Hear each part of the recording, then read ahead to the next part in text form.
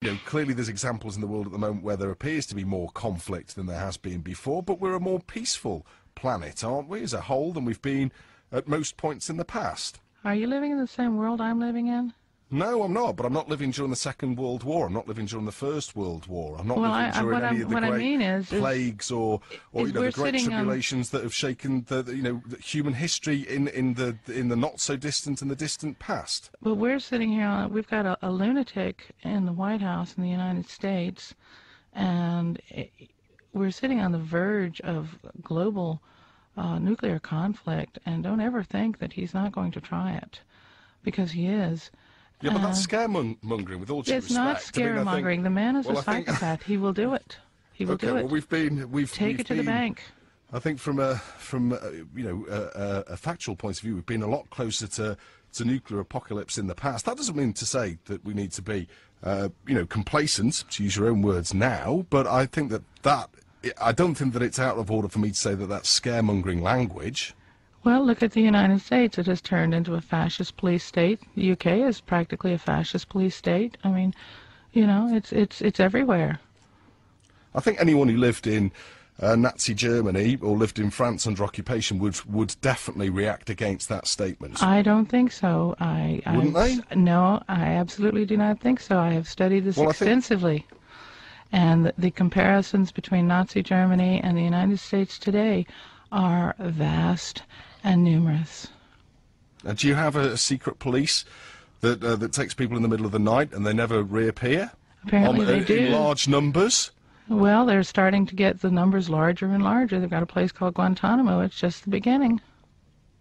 Okay, well that's, it's an interesting way of interpreting things. If we move on, though, and look maybe in the deeper and more distant past, I believe that the roots of your book go way back into ancient civilizations. Yes. And, I mean, obviously, I'm assuming civilizations where we don't have a great deal of documentary evidence as to how they functioned, and an awful lot of that is conjecture. So what have you interpreted from the ancient civilizations? Well, the one thing that I looked at particularly was myth, and if myth is a survival of this ancient technology that I theorize to have existed based on certain archaeological finds that I enumerate in the book, it seems to me that, for example, the myth of Perseus. Perseus was given a pair of sandals that helped him to fly, and a helmet that gave him invisibility, and various, accoutrements that helped him accomplish his particular mission to cut off the Gorgon's head. Now, a lot of anthropologists say that these kinds of myths developed, as a way to explain the forces of nature. But if you're just explaining the forces of nature, and you have say a super being who can fly, why do you want to put sandals on him to give him that ability to fly? Why can't he fly without sandals? Because there certainly are other mythical beings who are able to fly or to transport themselves hyperdimensionally. They don't need sandals. So essentially what you're looking at is you're looking at a technological object that enables this person to fly. Then of course there are the Vedas, where they have these vimanas, these ships that they would fly in and engage in what seems to be nuclear war. And if you look at these myths, for example, the series of Grail myths, there's a lance, there's a cup, there's a platter, a talking head. There's several elements to the Grail myths, all of which, if you understood them properly, might indicate an ancient technology.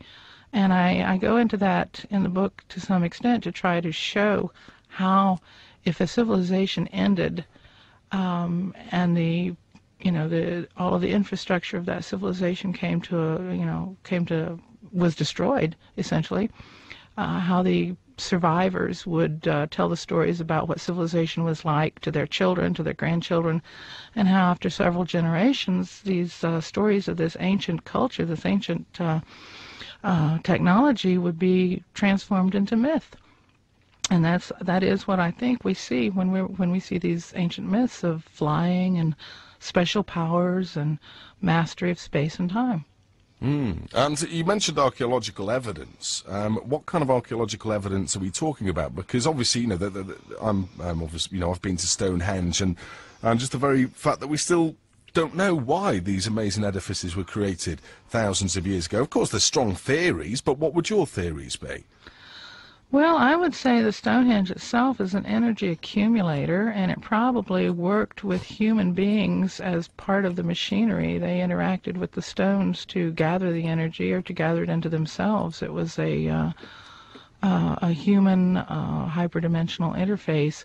One of the ancient legends is that the god Apollo danced at Stonehenge every 19 years. There's an 18.5-year cycle between the Earth, the Moon, and the sun, which is, you know, a three-body system, that every 19 years, or 18.5 years, it returns to the same position. And at those times, there is a theory that during those times that a gravitational node exists at a certain point between the Earth and the Moon, which could be a doorway to a hyperdimensional access. So if they're talking, you know, if they knew in those ancient times about this particular three-body system cycle, and they talked about the god Apollo dancing at Stonehenge every, you know, 19 years or 18.5 years, then they obviously understood something about hyperdimensional realities. So why have we become ignorant to this knowledge? What has been the force behind that? Well, many times there have been events that happen on the Earth that wipe civilizations out. I've just finished reading an interesting book by a physicist. His name is Richard Firestone, and he talks about the most recent extremely cataclysmic event, which was about 1,300 or 13,000 years ago, which puts it right at the time of Plato's Atlantis. And he goes through extensive, excruciating detail, and he discovered and analyzed all of the material that shows that the entire planet was bombarded by.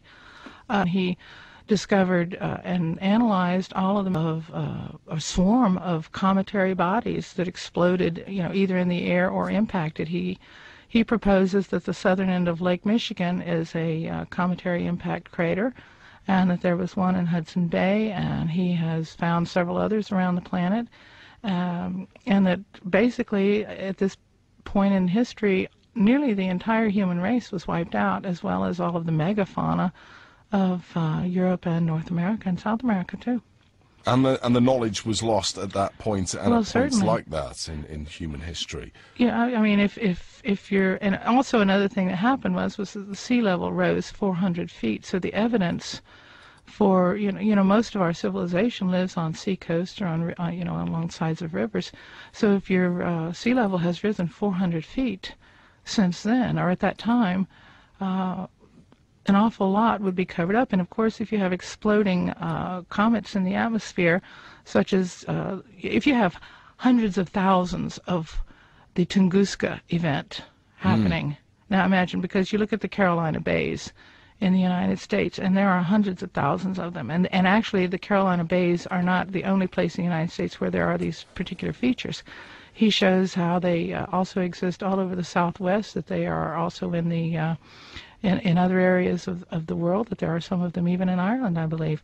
So that this was a massive global event 13,000 years ago that almost literally wiped out the entire human race. And was that perpetrated by these beings, or was that... Oh, no, that's a natural cycle. Those are natural cycles. But you see, they know and understand the cycles, and then they do everything they can to keep us from knowing and understanding those cycles. So it wasn't a question that we got to a point where we almost knew too much and we were being reined back, as it were.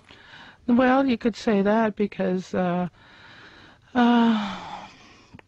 maybe it's just a natural cycle that when human beings, get to the point where they can destroy themselves, that's just the way it happens. And that may be where we are now.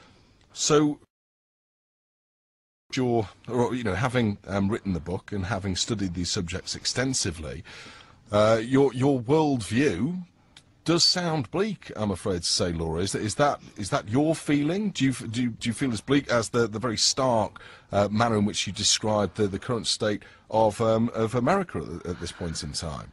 Well, personally for myself, I don't feel all that bleak about it. I just do what I can to try to make as many people aware of the possibilities as I can, and if more people become aware, then they can possibly do something to change.